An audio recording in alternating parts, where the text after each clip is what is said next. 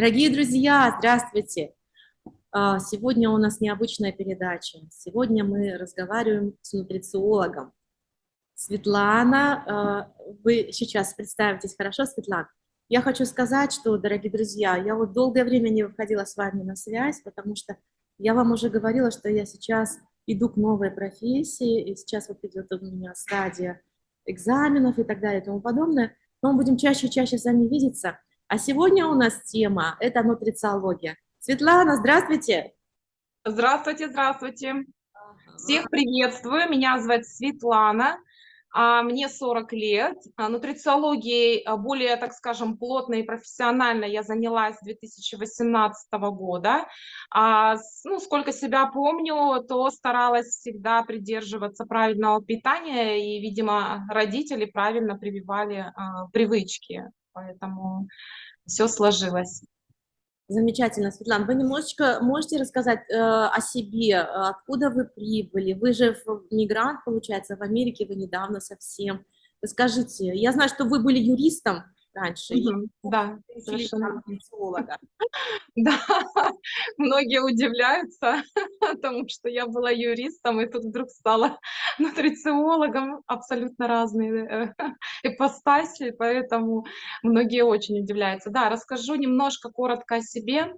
Я сама, родом, тогда еще это был, получается, Советский Союз, да, вот, Красноярский край, это республика Хакасия сейчас уже она ныне, а раньше это был Красноярский край, и родилась я в деревне, вот, потом, значит, 17 лет в школе отучилась, поехала в университет, стала юристом, вот, получила образование хорошее в железнодорожном университете, пошла работать и посвятила практике юридической порядка 15 лет, ну, там плюс-минус, за исключением, вот.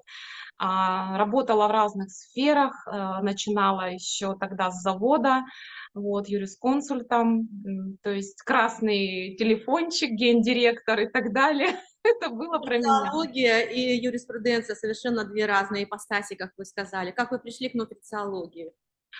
Да, я еще вот вкратце скажу, как я вообще здесь оказалась. Я сама, получается, с России, а то, может быть, кто-то не знает, что такое, где это республика Хакасия. Да, это Россия, но это такая, можно сказать, знаете, отдельная себе страна, потому что Хакасия, она свою конституцию, значит, приняла, поэтому, ну, считается, что вроде бы как это часть России, да, это Россия, но а, вот, и я оттуда, значит, из тех мест, из Сибири. Но это Южная Сибирь, и приехали, эмигрировали мы буквально, так, мы считали где-то год и 7, точно год и 8, в 2021 году, летом, в июле, вот, мы здесь, в Америке, в Сакраменто непосредственно, пока мы здесь, так скажем, осели и живем. Как я пришла к нутрициологии? Занималась юриспруденцией, все вроде бы было, как я и хотела. С класса с 9 я хотела стать юристом. Тогда это было еще престижно, 90 какой там 7-й год, да, это как раз там 8-й, перестройка, вот это все. И как бы это было модно, это было интересно, это было прибыльно, это было перспективно. И как-то вот так получилось, что я поехала учиться, приняла решение и 5 лет, как говорится, посвятила учебе юриспруденции. Затем пошла работать на завод, потом пошла в транспортную компанию, отработала там, была как и начальник кадров, и по юридической части работала вот с транспортом, ну, в общем, многие такие сферы захватила, и гражданскую, и уголовную частично, и административную в том числе, поэтому немножко так во всех сферах. Вот частной практикой занималась страхованием, ну, вот то, что имеется в виду в банках страхование и отмену этих, значит, так скажем, страховок, которые вменяли клиентам, которые брали, значит, кредит, и им вменяли вот такие большие плюсом страховки, чтобы они типа брали, страховали. А как нутрициология-то, где она у вас в жизни? Вот. В итоге я после вот этой всей рутинной работы, так скажем, да, вот этой бумажной, я бы так сказала, я долгое время ну, приходила к этому, думала, почему мне так скучно, ну почему мне вот это так все приедается. Я поняла, что внутри я очень такой энергичный человек, общительный. Да, в юриспруденции тоже есть общение, но это немножко другой формат, я бы так сказала. Мгм. А затем я стала разочаровываться, потому что я очень такой, знаете, правдоруб, как бы всегда считала, что юристы это те, кто именно защищают, они по букве закона живут. Но когда, так скажем, не сошлись пазлы в моем представлении, все, что было тогда еще как-то вот оно в 90-х годах, может быть, еще там в Разочаровались. 2000. Да, было, но, к сожалению, это все как-то кануло в лету, что называется. И я, в общем, мне это все наскучило. Я поняла, что не хочу вот так вот работать, не хочу защищать не пойми кого, и не хочу работать, когда закон не работает. Вот, поэтому здесь даже не работает то, что закон, что дышло, как повернул, так и вышло, да, говорят, уже здесь не работает. И, соответственно, после этого, когда я родила ребенка в 32 года, дочку, это такой период, сами понимаете, чем мы старше становимся, и в этот период у нас рождаются дети, и происходит какой-то, я не знаю, может быть, я и обобщаю, но я не буду обобщать, я так думаю, что многие меня поддержат и поймут, о чем я говорю, что это очень такой процесс трепетный, когда ты ждешь, когда ты уже готов. Плюс у меня, как оказалось, все мои творческие вот эти навыки, все, что во мне жило, как говорится, в глубине, я это все раскопала в момент беременности, все оно у меня вылилось в разных тоже вариациях. В итоге и еда, я всегда готовила, я с детства любила готовить, как бы и все вот это вот со мной было, как говорится, оно было рядом, но я это не поднимала как-то выше, что называется, на поверхности, не осознавала, что это, ну, мне это нравится, это действительно мое. Затем меня пригласили в школу питания, вот, и я пришла как-то в этот клуб здорового образа жизни, благодарна этим людям на самом деле. Вот, и так познакомилась там с девчонками и мальчишками, которые были там, их было не так много, но были, которые интересовались здоровым питанием. И так я познакомилась, скажем так, с нутрициологией ближе, но там непосредственно была именно школа питания, уже конкретно нутрициолога я получала чуть позже. Я сделала переквалификацию своих документов, подала в Уральский университет документы и онлайн удаленно переквалифицировалась в нутрициолога. Вот, прошла курс, и вот поныне теперь я нутрициолог, занимаюсь этой деятельностью, веду блог. Светлана, а мы живем в Америке. Вы говорите, что любите готовить. Например, очень большое количество в Америке но не любят готовить. Они считают, что это такая рутина. А почему вы любите готовить? Ну, во-первых, почему? Ну, конкретно даже если в Америке касательно, то я считаю, что здесь для меня я не хочу сказать, что это плохая прям совсем еда, можно найти хоть где, можно заехать в какие-то ресторанчики, заехать в какие-то места, взять что-то готовое, да, можно найти, но для меня проще всего приготовить то, что я хочу, например, в данный момент свежее, и я научилась готовить быстро, это не те там, знаете, щи-борщи, которые там долго варились и так далее, где мы стояли, там бабушки наши, мамы, да, и я еще помню тогда по детству варила супы, и там какие-то блюда, это все так долго растягивалось. Теперь я научилась готовить быстро, покупать правильные продукты, чтобы все это было свежее, чтобы это было все, как говорится, доступно.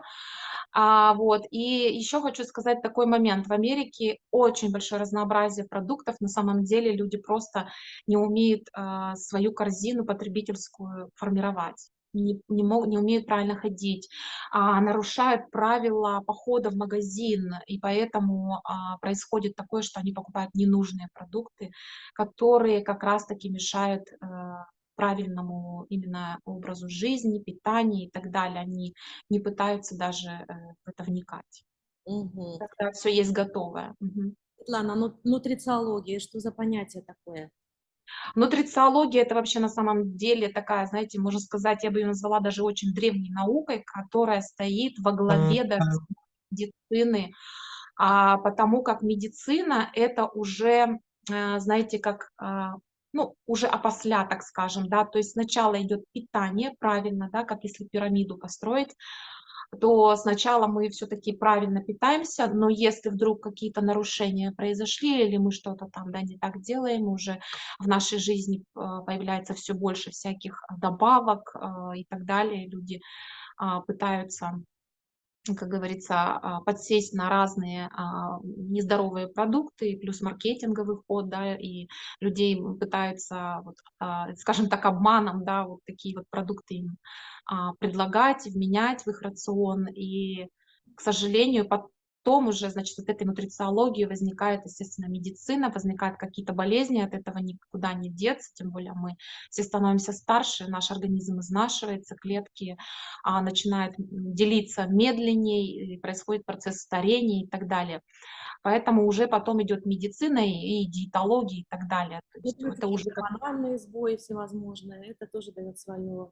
да, да, то есть нутрициолог — это именно человек, который, так скажем, рассказывает о том, как правильно питаться, какие продукты, как их готовить, как их хранить, вот, как их собирать и так далее. Ну, много таких, как вот все это в жизни, как говорится, применять и как это все работает. То есть, получается, все-таки наши бабушки, они были очень правильны в том плане, что они всегда были, они готовили простую классическую еду. А Да, совершенно верно. вам, то есть варка, двухчасовое мясо, как вы сказали только что, что вы долго стояли, готовились вместе со своими бабушками. Это заготовка, Прок, да, там. которые ложатся постепенно, и это в конце концов отварка всего это. Это и есть здоровый продукт. Нет, ну не совсем, да. Я тут, смотрите, я тут считаю, что все-таки в то время, когда жили наши родители, экология была, во-первых, экология была лучше, а во-вторых, сами продукты не содержали такого количества антибиотиков и прочих веществ. Они готовили, как правило, если это, например, бабушки, дедушки, они, как правило, держали там свое хозяйство, да, они, естественно, знали, чем они кормили и так далее. Молоко из-под коровки, там, да, вот, вот такое вот, значит, творожок свежий и так далее, понятно, что из чего приготовленный, и прочие овощи выращивались. Как правило, было все такое, ну, свое, так скажем, да, очень много. Сельское хозяйство тоже, то есть, а вот уже позже на массу, уже когда стали готовить, появились разные добавки и так далее, уже люди стали, ну, так скажем, консервировать, добавлять, чтобы дольше сохранить, чтобы усилить вкус и так далее. И тогда уже вот появились проблемы. Очень уваренные продукты — это, конечно же, не очень хорошо, потому что это простые углеводы, которые быстро-быстро проваливаются, что называется, перевариваются, и вам снова хочется кушать. Это, опять же, выброс лишней инсулина и так далее. То есть все вот эти вот продукты. В чем польза того, что вот почему, да, варили там даже, ну, тоже мясо, если уваривать, не страшно. Если, например, взять томаты, то в томатах наоборот, лейкопин, он выделяется. То есть есть продукты, которые при термической обработке не теряют своих полезных свойств, а некоторые даже наоборот их проявляют, то есть выявляют лучше. Вот поэтому здесь не нужно говорить за все продукты, да, что их нельзя варить и так далее. Но просто если вы даже кушаете там вареные и так далее, то добавлять свежие овощи, свежие фрукты и так далее, знать, как правильно выбирать. В Америке здесь тоже есть свои, значит, обозначения продуктов, есть органик, неорганик. Конечно, тоже я думаю, что есть и злоупотребляют этим, так скажем, некоторые недобросовестные, я, ну, не буду говорить, но я думаю, что в любом случае везде есть производитель, который так или иначе пытается как-то проявить свой маркетинговый ход такой, да, у него, и он пытается, ну, как-то продать свою продукцию, потому что появляется органик, люди начинают задумываться о здоровье, и начинают уже больше информировать в Светлана, соцсетях. ну Мгм. расскажите нам, вот как вы варите суп? Но неужели вы не стоите 2 часа у плиты? Неужели Э, вы... Мясо на самом деле, если его, ну, правильно, смотря какое, вот, например, ту же курицу, поверьте, если вы ее заготовите уже там, да, порежете правильно, сделаете все, упакуете, вам даже после заморозки достать, и вам достаточно просто холодной водой ее сверху обдать, и эта курица уже будет готова к употреблению. Вы ее пряно там подсолили, приперчили, раскалили сковороду чуть-чуть, да, там добавили слегка масла, можно даже вообще без масла, если это такое мясо, которое само подразумевает по себе какой-то жир, там та же баранина или еще что-то, да. Вы ее быстренько на большом огне, белок этот запечатали, соки все запечатали, вот кинули на эту сковороду, буквально чуть-чуть, все перевернули мясо это, закрыли крышкой, все отключили, 1 минута, и та же курица, свинина таким способом очень быстро готовится. Вот, и это все можно отдельно также откинуть, там, чтобы не сильно не уваривать эти бульоны и так далее. Вот, и мясо, в принципе, сейчас же есть такие, скороварки, которые тоже также можно первый бульон слили, потом поставили, пусть оно вам парится, если вы хотите, например, нежнейшую там, говядину, биф, да, как здесь вот, то это все можно вполне сделать. То есть есть для этого все сейчас, и будет полезно. Те же овощи можно сделать, не обязательно там квасить капусту впрок, ее можно сделать кисленькой и быстро. То есть там капусту сделали, нашинковали, намяли, добавили туда Лимон. определенно там, да, соль, лимонный сок туда выжали, все вот это вот помяли, намяли, дали постоять чуть-чуть, все поперчили там по это, и все, и буквально я, что называется, готовлю слегка аль денте. На самом деле не обязательно, вот люди говорят, я не люблю, когда там хрустит и так далее, то есть вы даже не почувствуете, в принципе, что там, да, ну или, по крайней мере, вы будете постепенно вменять, да, там можете слегка сделать чуть-чуть более варево, потом уже меньше, меньше, меньше. И на самом деле наш организм очень легко, как бы, да, ну не то чтобы обмануть, но примерно где-то так. То есть с ним сыграть так, чтобы он не понял даже, что его пытаются накормить чем-то другим, то есть он привык к одному, а его пытаются переучить, он сначала начинает бороться, это, ну, нормальный естественный процесс, но потом все в привычку входит, и на самом деле очень вкусные. Можно варить таким способом и щи, и борщи, и солянки, и там и лагманы, и все, что хочешь. Блюда разных национальностей, как говорится, и так далее. Вот. А что говорит нутрициология о проблеме такой, как, вы знаете, что сейчас проблема большого веса, да? Очень, очень это большая проблема в Америке. Как нутрициология, что говорит об этом? Нутрициология что говорит? Сейчас, ну, я бы так даже, да, говорила.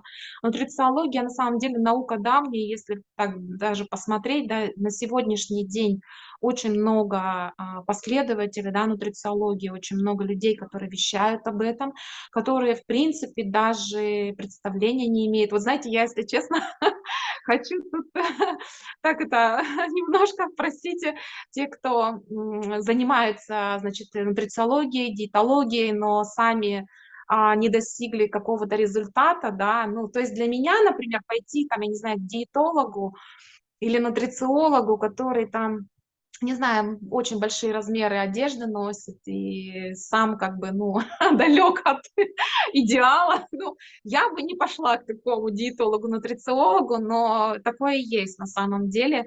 И поэтому я считаю, что здесь нутрициологию нужно вообще ставить во главе, что называется, да.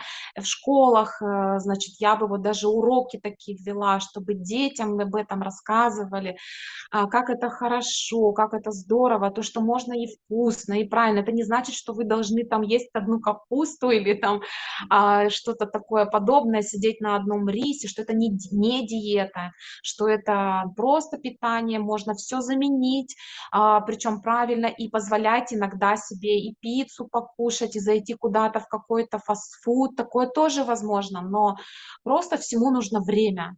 То есть не нужно себя сразу переламывать. Понятно, что человек, который привык это годами есть, и у него плюс еще есть поколение, которые это все ели, и чтобы вот так его раз-раз и на раз быстренько переучить, так не бывает. Это невозможно.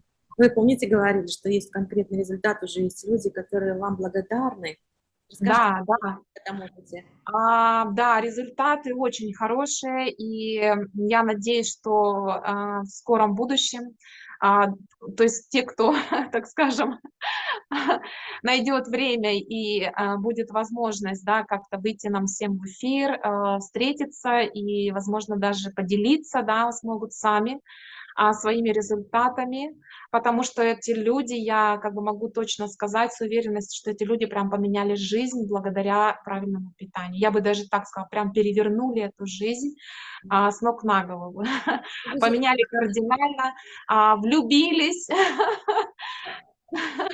замуж вышли.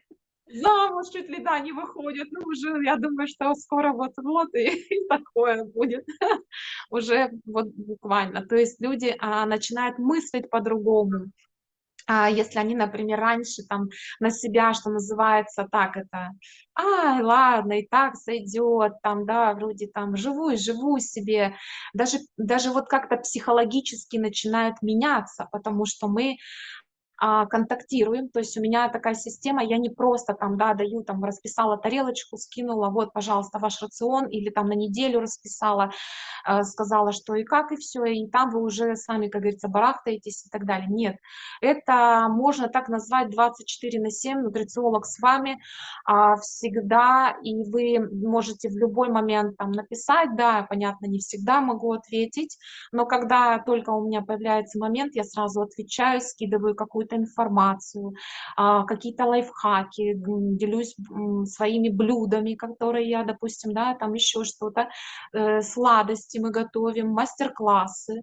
Вот, мы встречаемся здесь, там, тет-а-тет, у нас такой мини-клуб, вот, такой свой, да, и мы можем, как говорится, как девочки, там, да, пока у меня только клиенты девочки, но хотя есть кто и интересовался, пару человек из мужчин, которые интересовались, хотели, но, к сожалению, пока они не дошли к этому, пока они говорят, мы не настолько сильны, наш образ жизни, траковый, так скажем, где-то все на бегу, хотя я пытаюсь донести людям, то есть один хочет поправиться, а другой наоборот похудеть. На самом деле люди иногда заблуждаются, думают, что я, так скажем, миф такой развенчаю, что люди многие думают, ой, да он худой, ему классно, он может есть, что хочет. Нет, потому что люди такие, которые вот у них чрезмерно такая худоба, их тоже она не устраивает.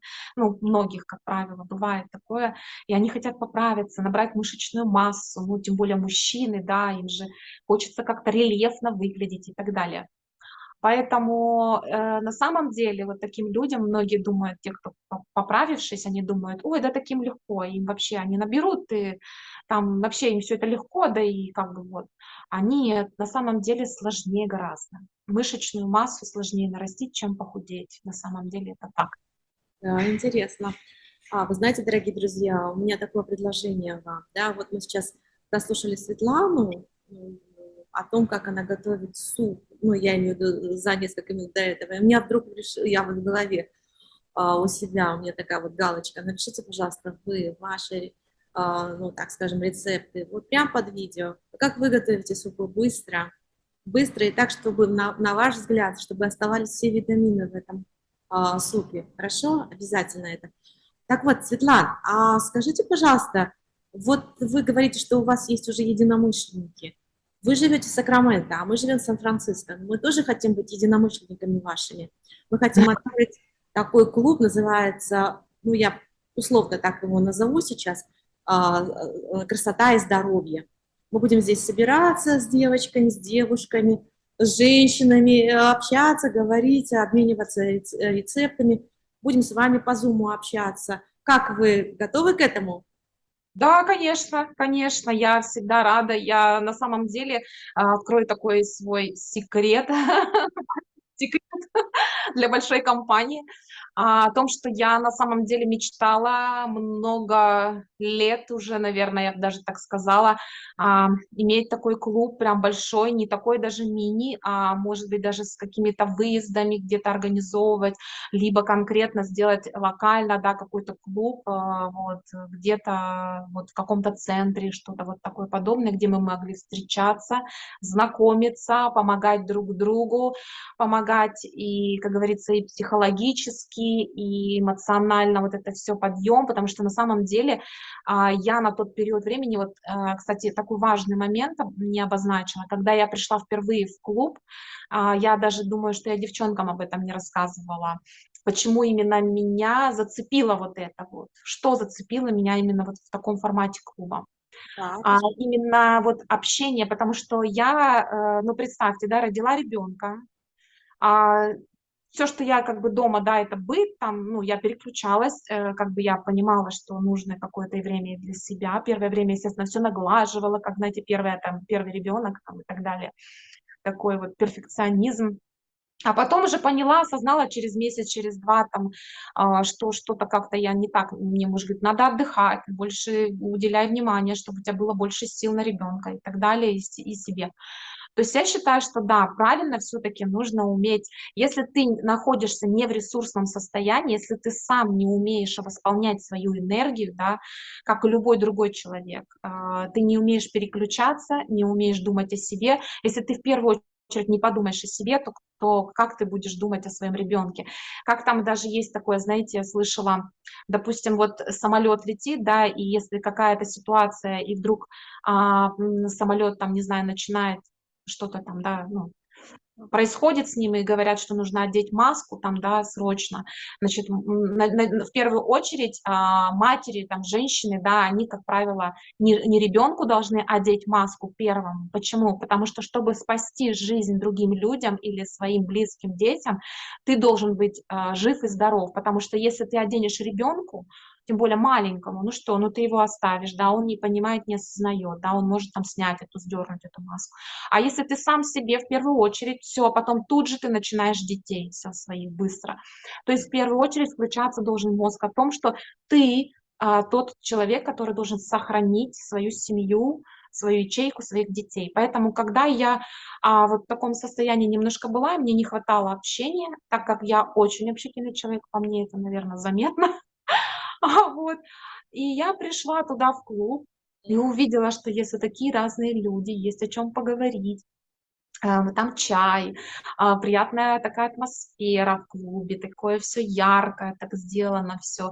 Спорт, а? Светлана, у нас не просто клуб будет, у нас будет, вы очень правильно сказали, основой духовной этого клуба будет песни Димаша Кудайбергена. Мы будем не просто встречаться и говорить о свободе, о здоровье и красоте, будем петь песни, в том числе. А, а петь песни — это хорошо. Надо, как говорится, это язык тела в чем? Не только в голосе, да, пение, также танцы, все вот это вот. И мы должны чувствовать тело, и если нам хочется, я, кстати, иногда практикую такое, включаю хорошую музыку, песни какие-то, и пытаюсь вот как бы вот поймать этот вот, то есть прям не просто вот там как-то так, нет, именно как вот тело твое просит, как оно хочет именно сейчас танцевать, вот так и танцуешь. И это на самом деле так помогает, так разгружает. Просто иногда даже бывает до слез. Вот это могу поделиться таким секретом. Практикуйте. Я с вами согласна. Дело в том, что на самом деле женщина — это как бы центр мироздания. Это говорится с философской точки зрения, но на самом деле посмотрите на себя, дорогие женщины. От вас все начинается.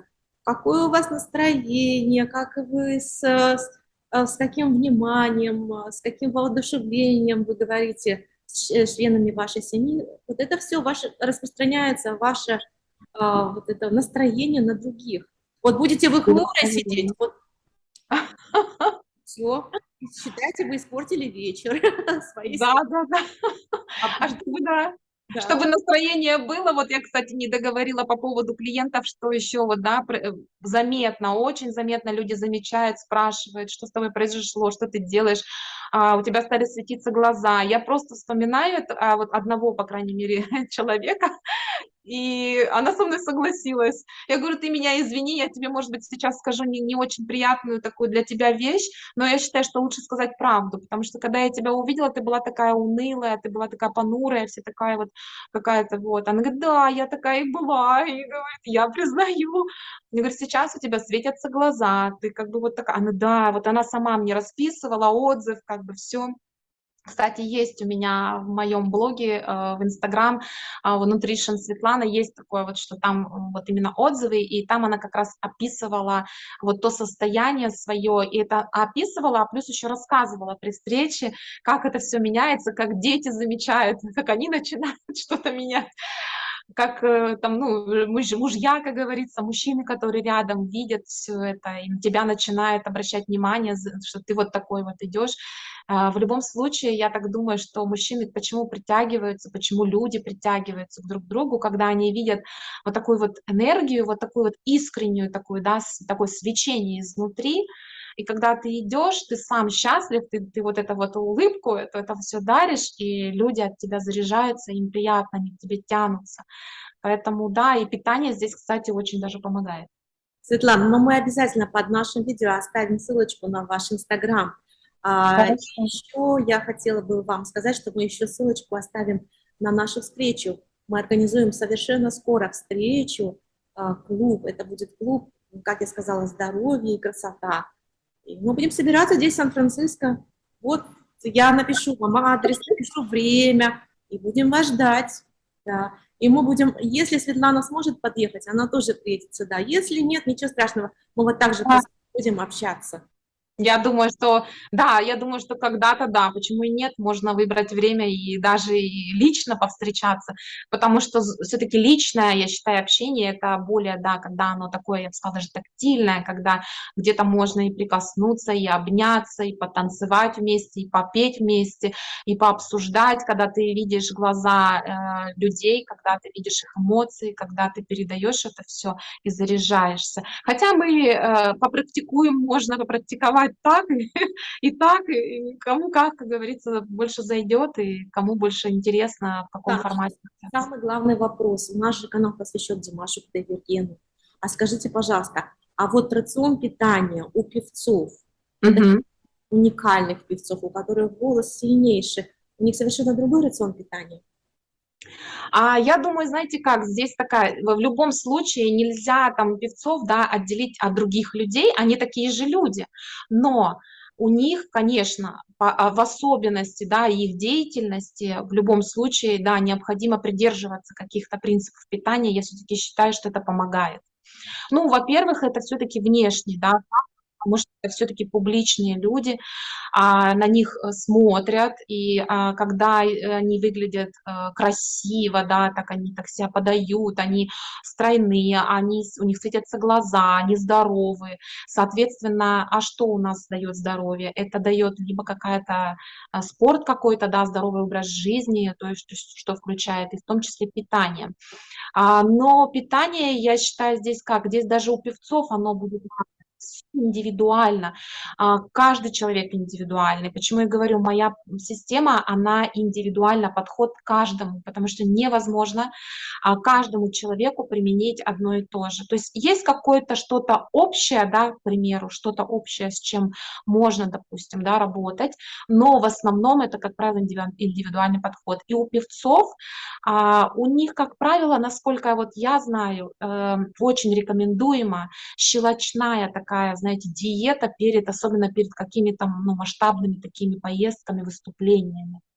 То есть это больше зелени, там яблоки зеленые, как это там, допустим, шпинат, какие-то зеленые соки, да, именно вот в них больше всего содержится и хлорофилл там, и все там вот такое, вот знаете, и вот эти вот продукты, они способствуют, они не дают там скажем так, процессам определенным в организме происходить, а наоборот способствует, чтобы голосовые связки лучше работали.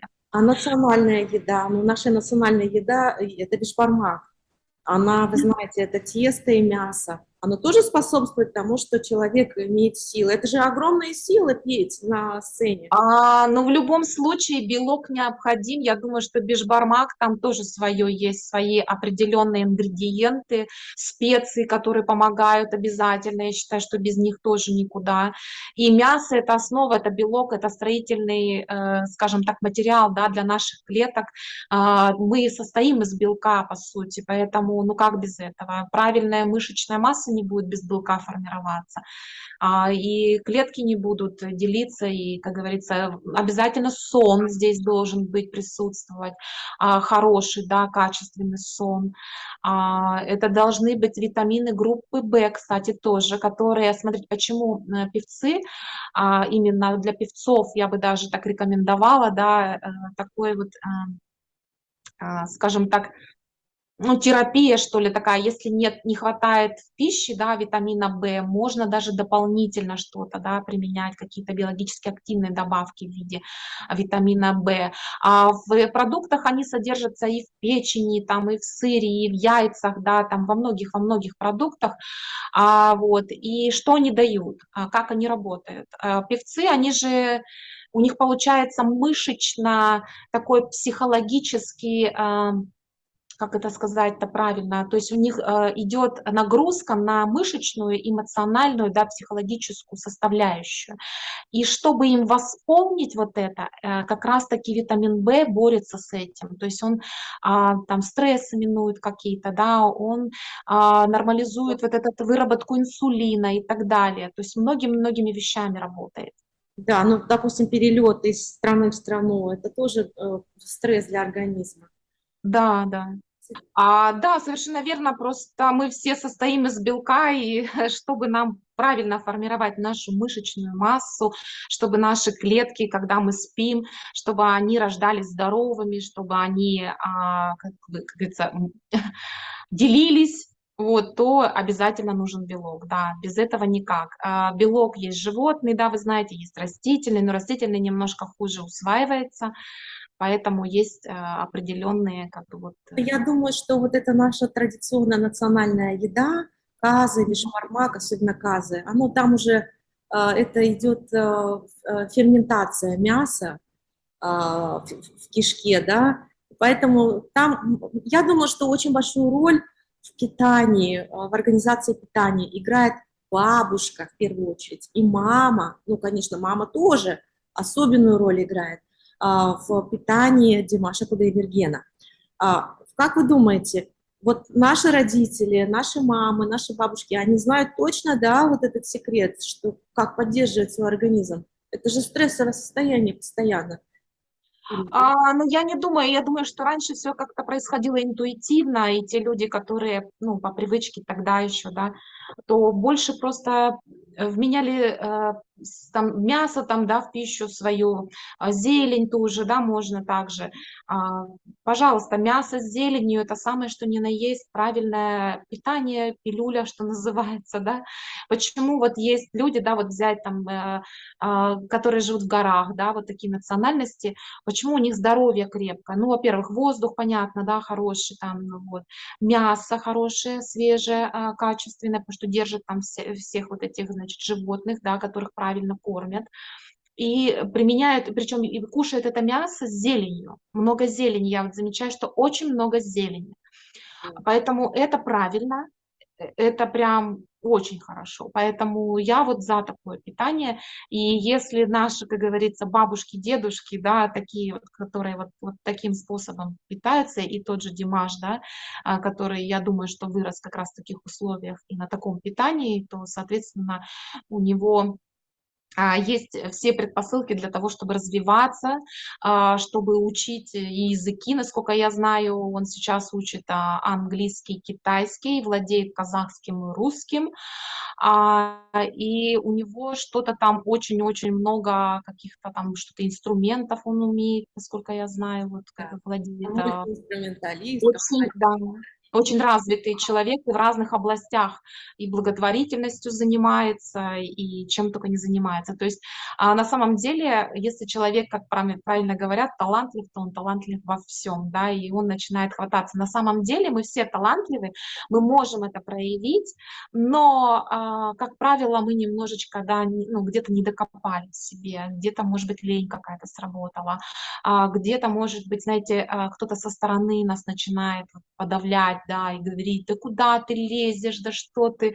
Это даже вот знаете, как это, совковый такой менталитет, да, как я говорю всегда. Да, мне кажется, в семье у Димаша Кудайбергена наоборот. Наоборот, говорят вперед, вперед и вперед. Вот я Да, хочу... поддержка обязательно нужна. В первую очередь поддержка семьи, родителей, потому что только вот родители вот такие, которые гармоничные, да, которые умеют правильно воспитать, правильно заложить, правильно все вот это вот преподать. То есть как я вот, да, знаете, значит, у одного человека, знаю, ну, обучалась, так скажем, да, у одного человека, который непосредственно выявляет причины, почему у людей проблемы возникают, да, почему взрослыми мы не можем, там, финансами там не владеем, да, или там в каких-то областях отношения у нас не строятся. Это же тоже все с детства может тянуться от наших родителей, от нашего окружения, с кем мы общаемся. Поэтому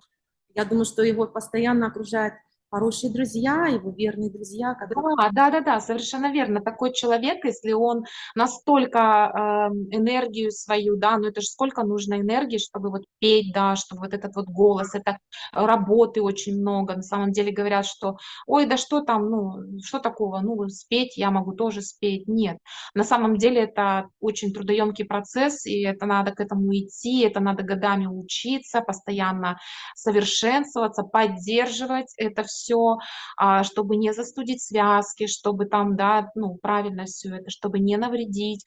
И плюс поддерживать всегда эмоциональный вот этот вот, тонус, что называется. Правильное общение, да, правильное окружение, друзья и так далее. Это все влияет на нас. Абсолютно верно. Светлана, вот я хочу подчеркнуть, что вы... Вот я от вас прямо чувствую вот эту энергию, хорошую энергию от вас. Спасибо. Очень приятно. Помню, мне очень нравится с вами общаться. И вы сказали, что вы раньше были юристом. Юристы, я в моем представлении, юристы это такие очень, такие, знаете, серьезные люди, лишний раз не улыбнутся. Сейчас вы совершенно другая. Вы согласны с этим? Я думаю, что я, наверное, и юристом была немножко не в формате. Да, было такое. У меня даже вспоминаю, как я и на заводе работала, я пришла девчонкой, молодой, пигалицей такой, а там, ну, люди еще того периода, менталитет совковый, ну, завод, сами понимаете, люди-то все взрослые, люди все в годах уже, и тут такая приходит на совещание, такая девчуха маленькая, только-только вот цыпленок, вылупившийся с университета. Было, конечно, все, и слезы были, и все было, но, видимо, вот этот мой характер, который мне, так скажем, вывел меня на эту дорогу, да, и дал понять, что как мне правильно общаться, что я не должна в то же время, общаясь со взрослыми людьми, те, которые ведут себя некорректно и неправильно, да, по отношению. Некоторые же как бывает, там, гордость, да, вот, что тут девчонка тут какая-то, вот она тут, значит, с нами вместе сидит, типа, как так, вот, да, там, вроде, и начинает что-то там свои, как начальники, свои, значит, пальцы, вот, что называется, гнуть, проявлять свой характер, заходить, кидать документы на стол, говорить там: "Посмотри, ну, а я со своим характером тоже думаю: "Нет, так".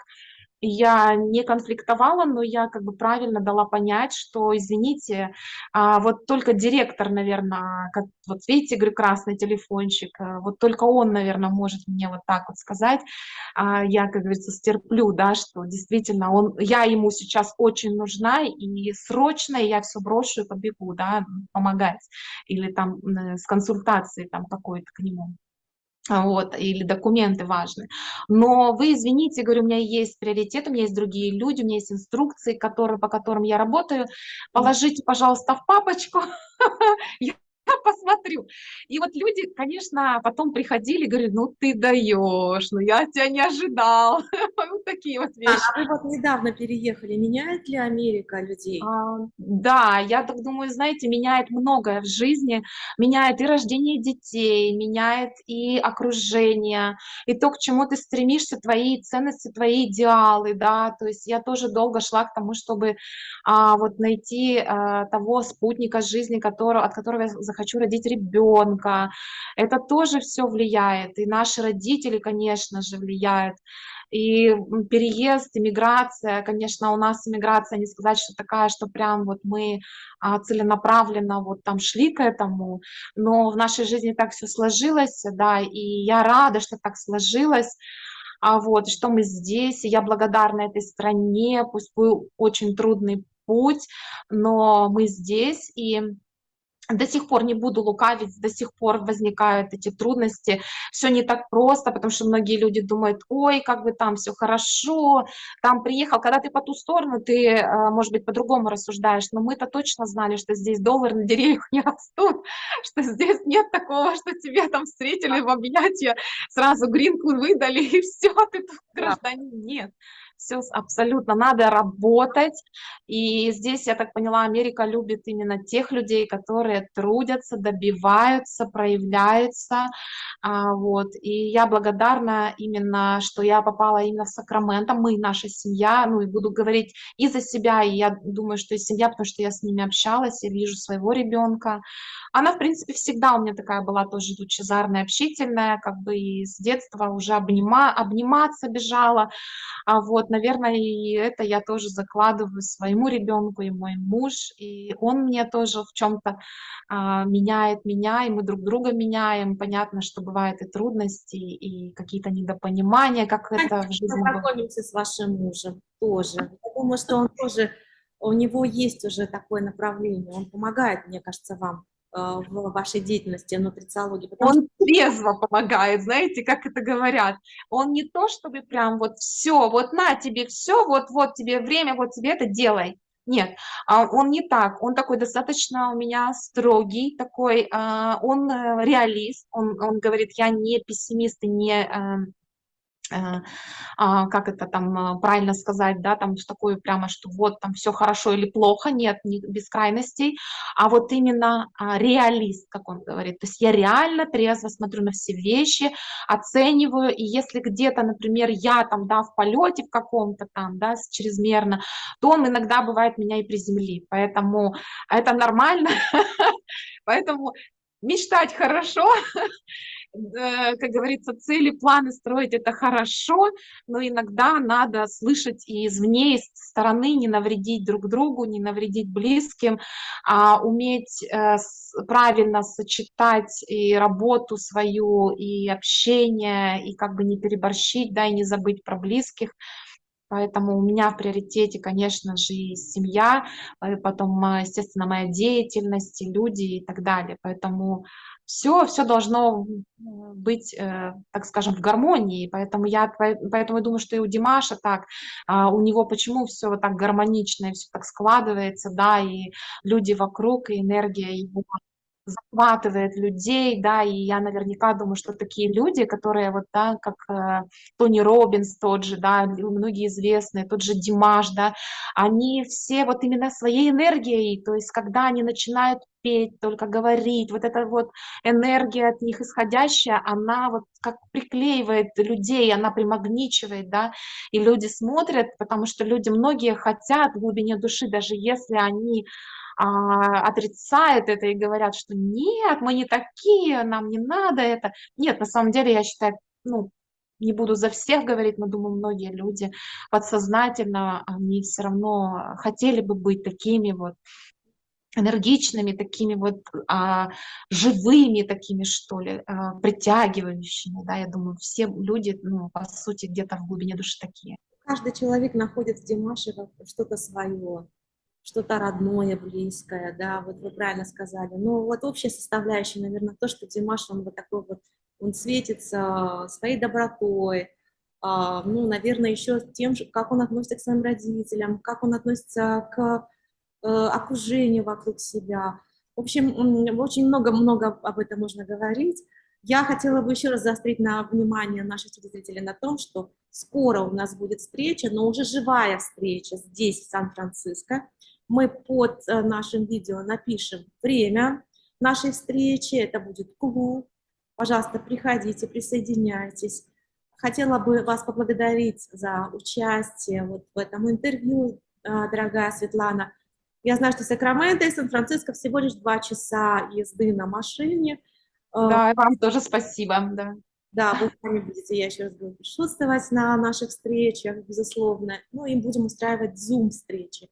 Дорогие друзья, на этом я хочу закончить наше сегодняшнее интервью, пожелать вам всего самого наилучшего. Светлана, мы хотим от вас пожелания услышать. Я желаю всем, кто сегодня слышит меня и, возможно, будет слышать потом уже в записи, чтобы вы всегда находили время для себя, чтобы вы научились принимать себя и окружение вокруг. Прежде всего, начните с себя. Как только вы примете себя и начнете что-то вокруг себя замечать, тогда вы начнете думать по-другому, мыслить по-другому, и не стесняйтесь просить помощи, если вам нужна. Если вы сейчас находитесь в каком-то таком подавленном состоянии, да, я понимаю, сейчас жизнь настолько сложная, бывают какие-то моменты, кому-то не хватает общения элементарного. Приходите на наши встречи, Жанар об этом, я думаю, еще когда расскажет вам, да, даст вам ссылочку и так далее, обязательно приходите. Просто загляните, даже если у вас нет такого желания, вы просто загляните. Я уверена, что вас это очень зацепит, и вы поймете, что это очень важно. Общение с людьми, обмен энергией и так далее. В общем, желаю вам всех благ, и пусть будет у вас здоровье, и пусть будет энергия, и свечение от вас, и вокруг люди будут вас заряжать и заряжаться от вас. Да, Светлана, я хотела бы сказать, что эта передача не последняя. Мы еще будем делать передачи с вами о правильном образе жизни, о вообще здоровье в целом, о красоте. На этом хочу завершить наше сегодняшнее интервью, сказать вам до свидания, друзья, до свидания, Светлана, до новых встреч, До свидания, до новых встреч, всего доброго, до свидания. до свидания.